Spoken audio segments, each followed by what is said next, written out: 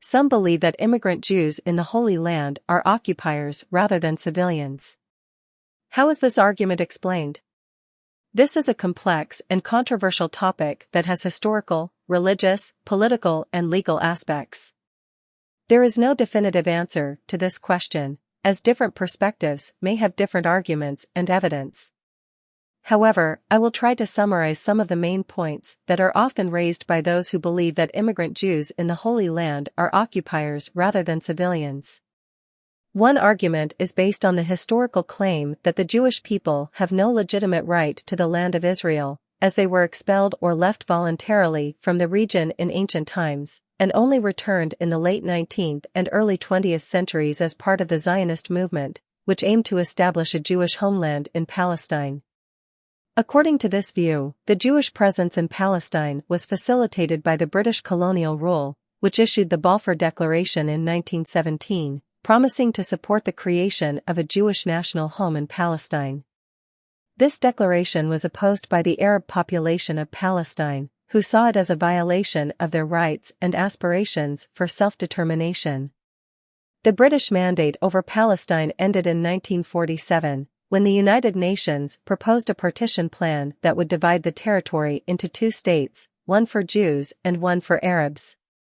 The Jewish leadership accepted the plan, but the Arab leadership rejected it and launched a war against the Jewish state. The war resulted in the establishment of Israel in 1948, but also in the displacement of hundreds of thousands of Palestinian refugees, who were either forced to flee or prevented from returning to their homes. The Arab-Israeli conflict continued in subsequent wars and uprisings, in which Israel occupied more territories, such as the West Bank, Gaza Strip, East Jerusalem and the Golan Heights. Those who view immigrant Jews as occupiers argue that these territories are illegally occupied by Israel, and that the Jewish settlers who live there are violating international law and human rights. Another argument is based on the religious claim that the Jewish people have no divine right to the land of Israel, as they have disobeyed God's commandments and broken their covenant with Him. According to this view, the Jewish people were chosen by God to be His holy nation and to inherit the land of Israel, but they failed to keep His laws and worship Him alone.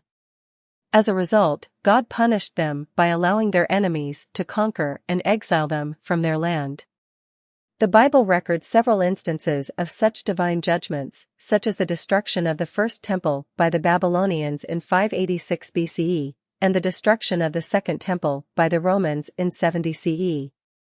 Those who hold this view believe that only God can restore the Jewish people to their land, and that any human attempt to do so is presumptuous and sinful.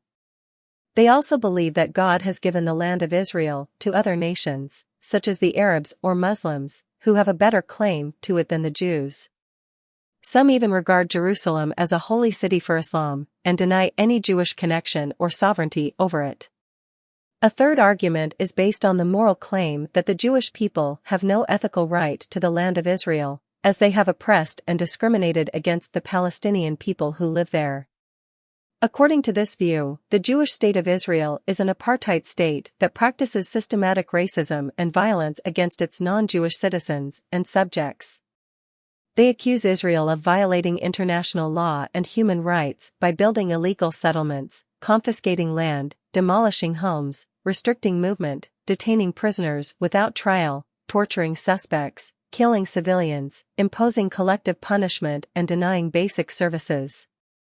They also blame Israel for creating a humanitarian crisis in Gaza, where more than 2 million Palestinians live under a blockade that limits their access to food, water, electricity, medicine, and other necessities.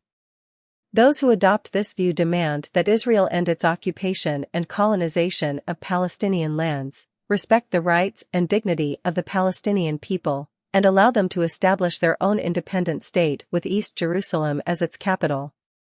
These are some of the main arguments that are often used by those who believe that immigrant Jews in the Holy Land are occupiers rather than civilians. However, these arguments are not universally accepted or uncontested.